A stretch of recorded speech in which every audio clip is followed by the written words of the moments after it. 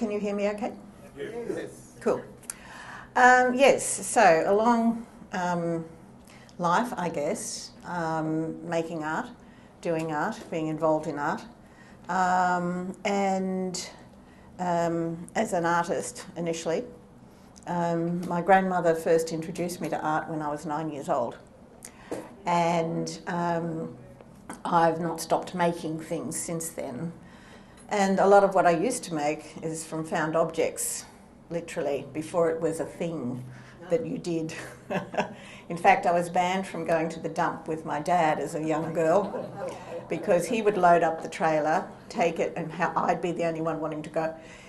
We'd get to the tip and I'd be eyeing off what I could see, and he'd be taking stuff out one side and I'd be putting stuff in the other side, and he'd turn around and go, "I got a full trailer." And I go, yeah, Dad, I need all of this. And he goes, "No, you don't." So I got banned.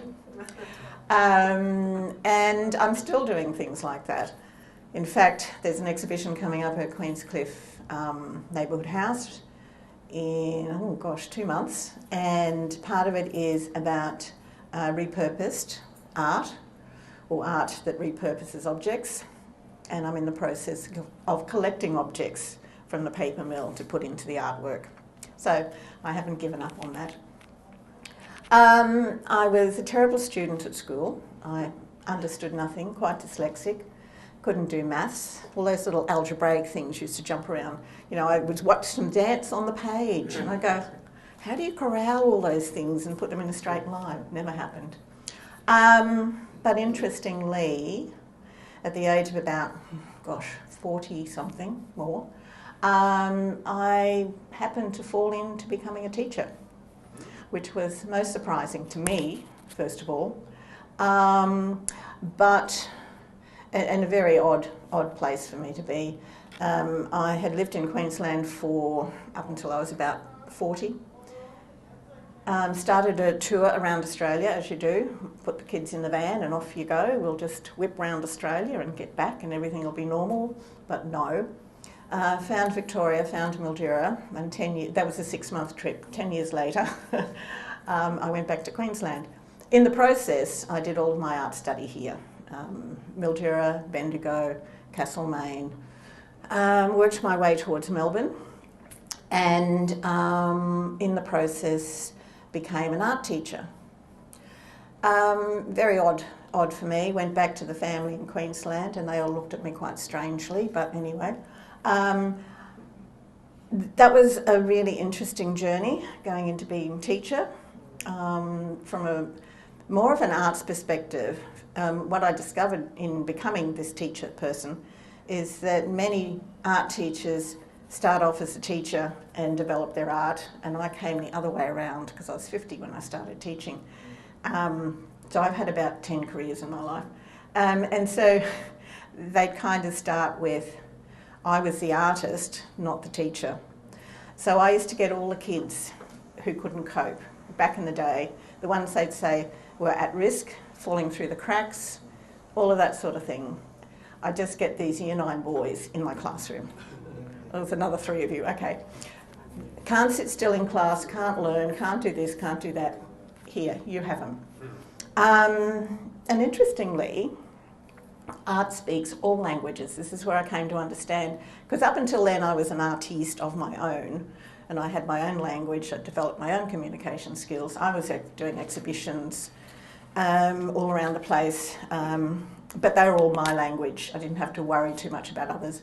When I became the teacher, I realised that art became like a universal language. You could draw pictures, you didn't have to use words. So they didn't have to do maths. I remember one poor little darling, because I got all the kids in year 8 and 9 and 10. And troubled kids, they were called. But art spoke the universal language. And I remember I was doing, what do they make you do? Exam supervision. Big hall, lots of little kids struggling with their maths. You know the deal, because I was there as a kid myself. Walking up and down, one little boy that I had in my art class, he looked at me and said, "Yes." He said, "I just can't do this. I just don't." Oh. I said, "Darling, take a deep breath. We can't talk. Take a deep breath. You'll be okay. It's not the end of the world." And he just looked at me, oh, poor little thing. So for a lot of my students, I was one person that understood their journey, I guess. And so I had lots of success, as it turned out, with students like this. So that's when I understood that art speaks to everyone. And it doesn't matter about the language part or whether you can do math or not. So my religious classes, I had them weaving prayer mats, talking to them about stories. I had everything I did had art in it. It was a venue, a communication, a way of people expressing themselves. So anyway, that journey went on for a bit. And I changed this too, because Rod came to the gallery one day at Paper Mill and said, are you talking about community leanings or community learnings? And I said, no, it's leanings. And then when I went home and thought about it, I thought, and learnings. Community teaches you heaps, and art is the vehicle through which we communicate all of those things. So... That was slide 1. Yes, can I have slide 2, please? And I say, stop me. So the one thing I found out, art does connect people. You can be any age, any background, any method, it's there. Once you connect, you actually collaborate. So if two people come together over a drawing or a painting or a piece of clay, I met my longest friend over clay when I was 16. I went to art college for the first time, had to beg my father. He wasn't interested, but I was so dumb I couldn't get a job, so they just decided to shuffle me off to art college, you know, like the kids, years later, the kids at risk, shuffle them off to art. And so I met Cheryl when I was 16, and we've been lifelong friends. So a piece of clay can work wonders. Because the moment you connect, you collaborate. And when you collaborate together, you can create. So it builds up the strength. It starts to weave the threads together. And the second time I went back to art college, I was 35, and I did spinning and weaving. So I was spinning my own thing and weaving. So all of these things in my life, kind of now I can talk about them, I guess. They were just events back then. And so you create something, and when you create something, then you celebrate that creation. It's a simple formula, but it works for everybody that I've come in contact with through art. Interestingly enough, all of that stuff about being the dumb student and working with students started my brain working around why is it so? Why is art this thing that brings people together, the threads that come together? So long story, and I won't bore you with it, but I worked my way up from teacher to Masters of Education to a Doctorate of Education, all around art. I travelled to England, travelled through Europe a bit, taught over in England for a couple of years. Again, worst school I could have picked ever. I thought Oxford would be a refined place to do my 1 year of education. I lived in Oxford, but I taught across the Ring Road, and if anyone knows what across the Ring Road is, Blackbird Lee's project was probably the worst housing project at that time in terms of violence, apart from the middle of London. And about 3 months before I went over, my son said to me, Mum, he was over there at the time, he said, Mum, the principal just got stabbed here the other day, don't come. And so that was it. I spent most of that year watching my back, locking myself in cupboards, or locking people in cupboards, just to keep myself safe. But, again, the art, if those kids came to my class and they'd had shocking lives, I mean, gosh, no one would know. But they'd come in and I always had a safe place. I always made my classroom a safe place for everyone, including the kids. And so in the very early days, they would try and break out of your class and run down the hallway and wreak havoc. In the end, they were breaking into my class because other kids wanted to be in there to do stuff. And it all came down to art. Just pick the art, pick the kids, put them together, and you've got this. So I managed to get 4 or 5 of the senior girls into fashion design college, which was the golden thing for them. because I'd been a fashion designer. So I'd done everything connected with art. So, next slide, please. So, no matter where I went in the world, art connected people. And that brought me in a very, very roundabout way to being the researcher, understanding the theory behind all of this, but having the practical experience as well. And the practical always trumps the theory. You can work the theory out later. But what happened then was my daughter had grandchildren. And so I left Queensland where I was doing research and teaching. I was teaching art teachers to be art teachers. And I've got to tell you, we had students come in who were going to be going into classrooms teaching art, right? They were not happy about getting their hands sticky with plasticine.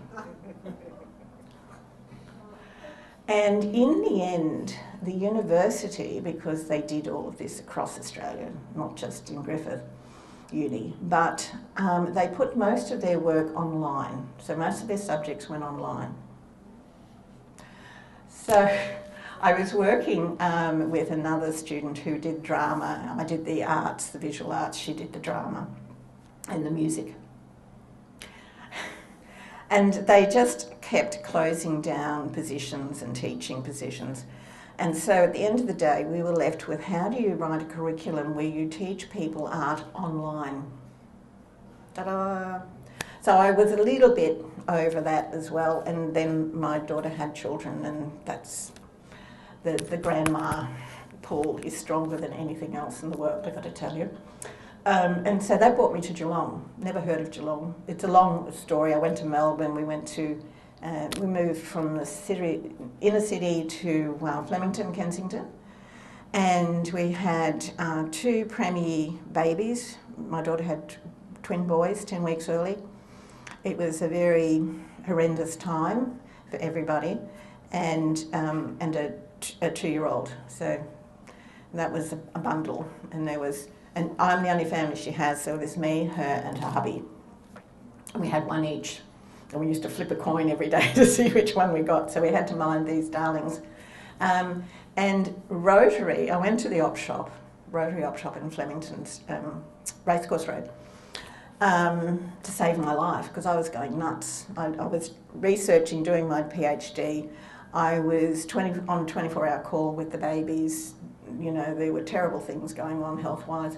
And so there was this bit of roller coaster, and I had to find an adult person to talk to, otherwise I was going to lose my mind. I went to the op shop, got invited to the Rotary breakfast, because they had breakfast there, and a cup of coffee. And I went, ooh, humans, adult humans, coffee, food, I'll do this. So that started my trip with my journey with Rotary up there at Flemington. It literally saved my life. But I can't help myself, because within 3 or 4 meetings I was putting my hand up to get sewing machines to go in the container to go to here, and I was doing this, yeah, okay, I can do that, and I can do that. And then we were doing art stuff, and then things happened, and la la la la la. So before we knew it, we had an art festival on our hands. Started off 3 days, went to 10, and then it lasted a month. Because when you start doing stuff with art, people come out of the woodwork.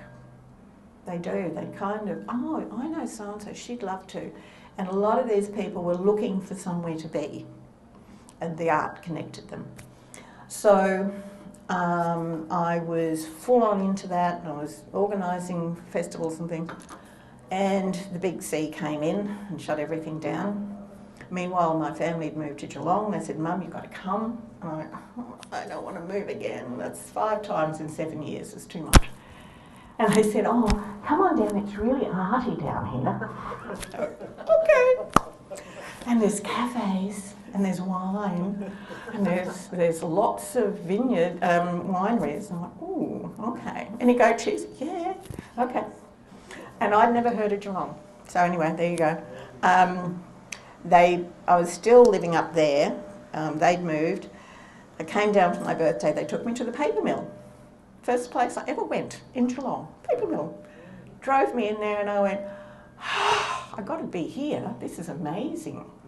So within months, all sorts of things happen, and I think when things are meant to come, and so this is how I ended up at the paper mill, right? Completely out of the blue, same way as I ended up teaching, completely out of the blue. And John at the Paper Mill Gallery went, oh, I need somebody to come and teach on Wednesday, or to open a gallery on a Wednesday. Would you like to come and do some classes? And that was about 3 years ago. And I went, yeah, okay, if you trust me. Oh, because I hadn't taught for a few years. I'd been up to my eyeballs in babies and nappies and grandmothering. But anyway, he said, yeah, come on in. And so that started my journey there.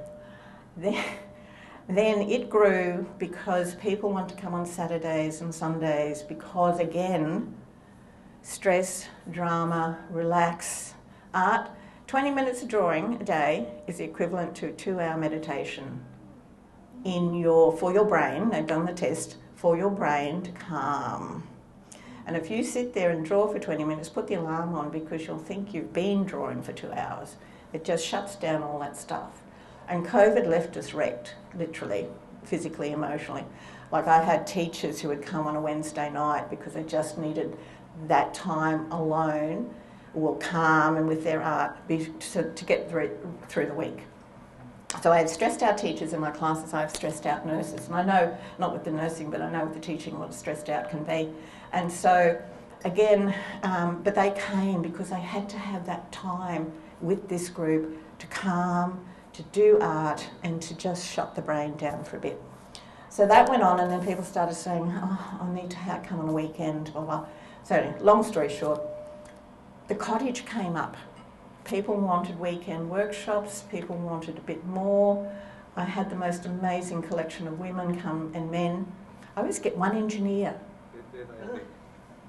Yeah, so this is Victoria. Now, Victoria is also an ex-teacher. She's a bit higher up the ladder than me. She's an ex-principal, in fact. An absolute card. She wanted somewhere to be because she'd retired. And what do? Like, you just can't sit in your house and do nothing, take the dogs for a walk once a day. And she was coming to John's classes, the watercolour classes. He has lovely classes, a wonderful man. Anyway, she went, I'll come. We got a cottage. So, and Marlene in the middle, she was going to join us originally, but she's had to pull out. So there's just Victoria and I, 2 arts educators, and who all have the same sort of ethos, well, we both have the same ethos, that education can be done not necessarily in a regimented way, but we can work, and Victoria's worked with a lot of disaffected teenagers and people with difficulty reading. I went, oh, I could be in your class. I can't read proper. Anyway, she has so much wit. She's humorous. Her big thing is performance and theatre. She wants to have poetry nights and plays and all sorts of things. So we've got a list of things we want to do at the paper mill about this long. It keeps growing. So eventually, if we last long enough, we might do most of them. But one of the things I noticed about the paper mill is its community. It's got a lovely community, you know, like it's gone through a lot of tough times, it's gone through a lot of change. And there, when I first came, there were some lovely people there. Unfortunately, things have happened and they've departed this earth and it's left a hole. But you noticed, and I felt the gap in the community when that happened. And so I began to realise that these people are a community, this place is a community, and that we need to nurture it and grow it, basically. So I was so really happy when I found out Rotary were doing tours, because I used to look after the gallery and I'd have people coming in going, oh, what's that, and what's this, and what's that? And so I'm looking online going, I don't know.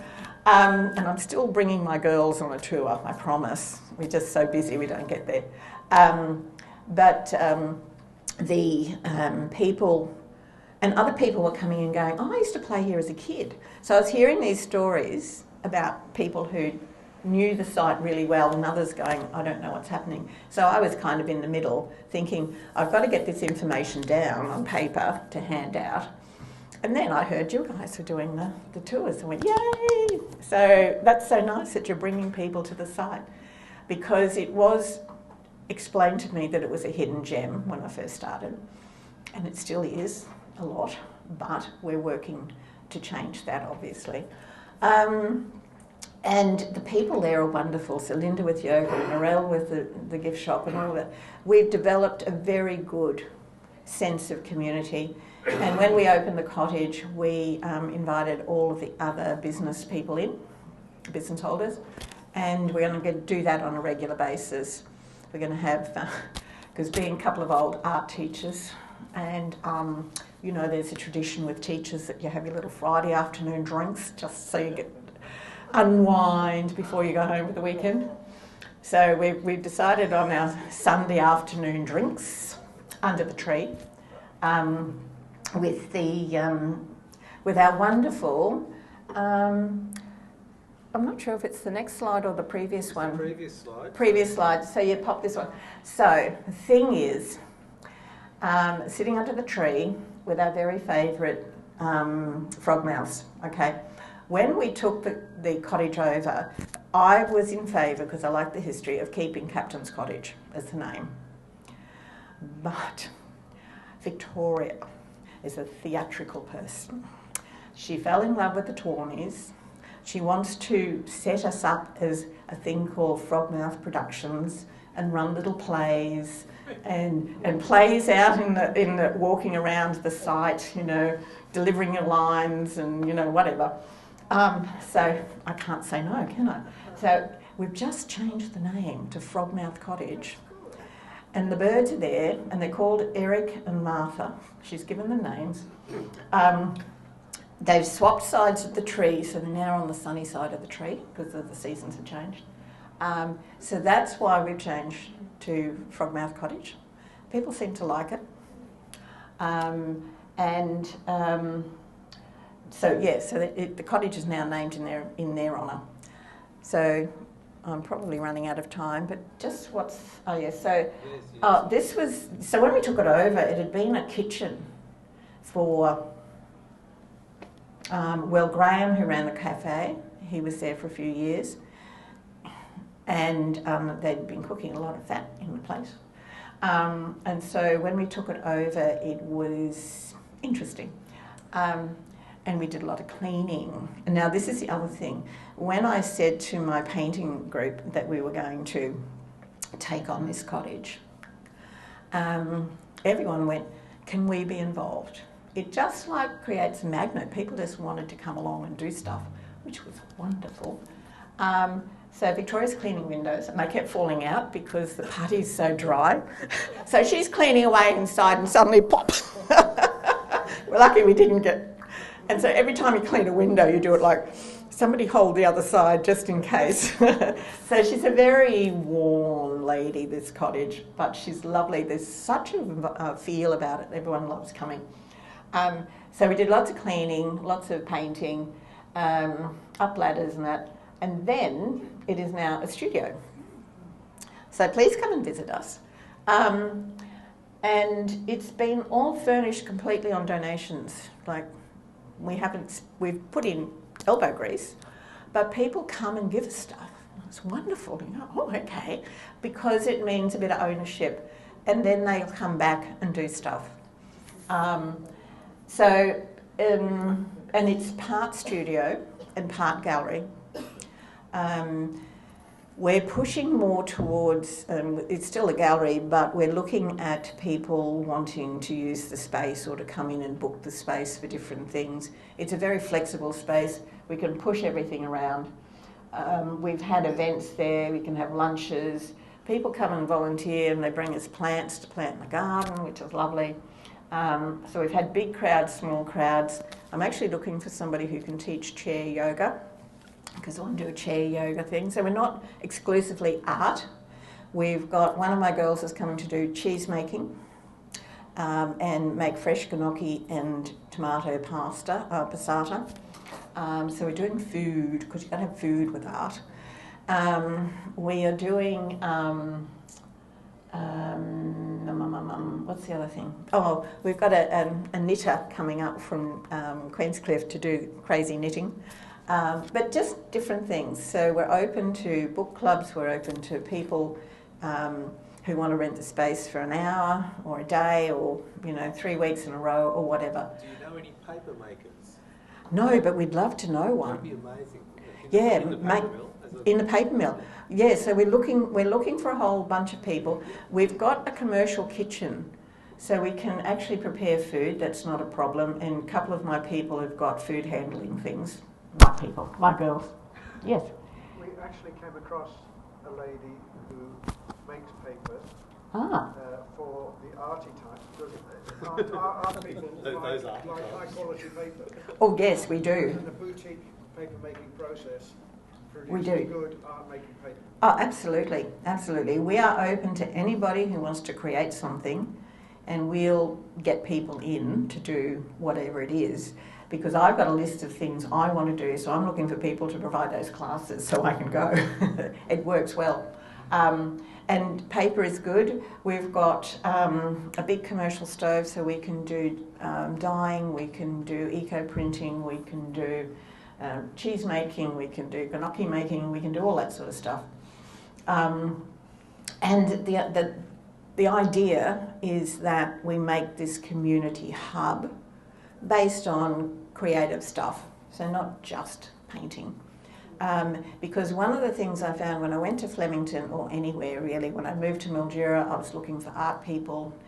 I ended up going to college and starting that whole process, because sometimes you want to do stuff, but where do you do it? At the moment, or before I got the cottage, I was painting in the kitchen at home.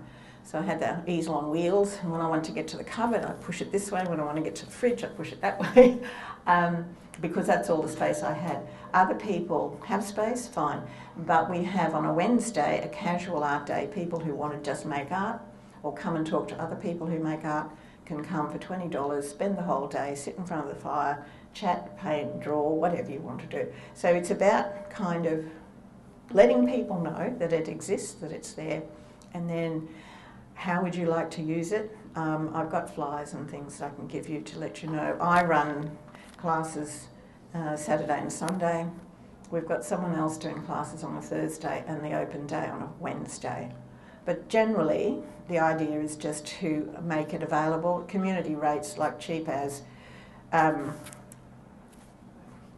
We're not looking to make a living out of this. This is a kind of break-even sort of situation. We just want to be there because I get to make my art there, and that's my whole thing. I've got a little room at the back, the studio room. So my thing is, if we can just keep this ticking over, I'll do my shows, and then we get more people in, and they can do their shows. So just spreading it around. So that's about it, really. I don't know if there's any more of these things. That's it. Yeah. Well, that's all right. I think I made the time.